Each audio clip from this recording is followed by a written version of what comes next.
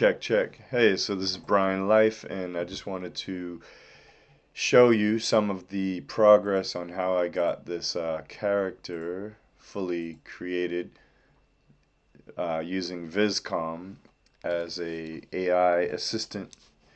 And so basically, way back, I started with just sketching out like a rough face with their pen tool, with their pen brush, and just kind of got this side profile, really rough, weird looking face.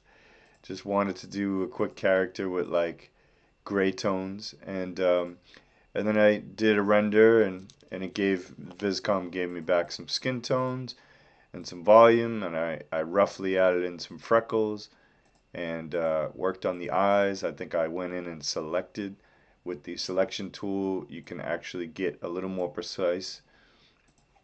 Um, 70s character, scruffy hair. It's kind of hard for me to show you exactly what was written, but I wrote things like 70s character, cute Latin. I did some like different specifications like Mexican or Brazilian. Uh, got to the freckles, started to draw in some earrings, and then I thought, well, she does kind of look Asian, and actually, Vizcom does have a leaning towards more Asian ethnicity with their human rendering for some reason. It just seems to always kind of go towards the Asian side, which is fine. It just must be probably uh, the algorithms or the studying of the AI is trained on that more so. But regardless, that's more in refine mode. When you're in render mode, you could do different ethnicities like white, black, all kinds of people. But regardless, I just kind of felt this was cool. Like I was like, oh, let me draw a hat, like a straw hat, and I started to get better renderings. I started to actually draw and chop out parts that I didn't want if it was too high, adding in shadow. Oh, my battery's running low on my computer. So then I just kept going, and then I thought bamboo earring I wanted. So I drew in the bamboo earring, but then I also got some rendering of it. Let me see if I have any sketching.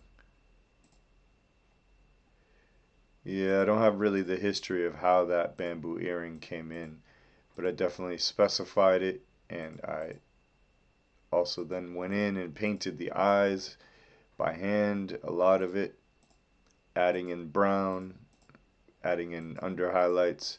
Got some kind of decent results. I wasn't too happy with some of them. The eyes are different. Also, the eyebrows, I wanted them to be more scruffy. So I kind of worked on erasing parts, using the pen tool to bring in skin. Lots of different, like, sort of renditions. Even the shadow on her jaw is a little bit too dark.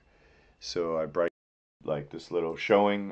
In Vizcom, here, there's two different areas. There's a layer area, and then there's the AI sort of prompt rendering area. So here is where I would actually type in things like stylized character, ears.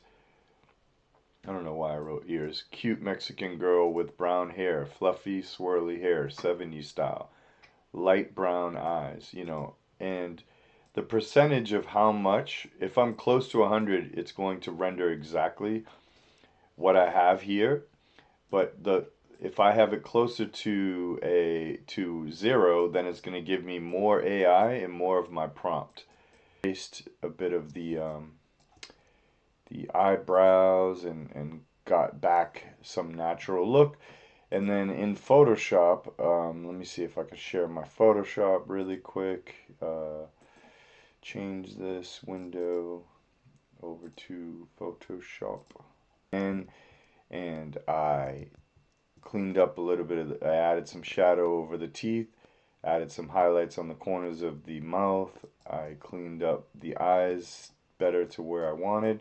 I added some light inside of some translucent light inside of the ear, and I added some glow around all of these holes. Added some little hairs of wicker, and stuff like that. So basically, that's kind of how I came out with my full-on character with the help of Vizcom.ai.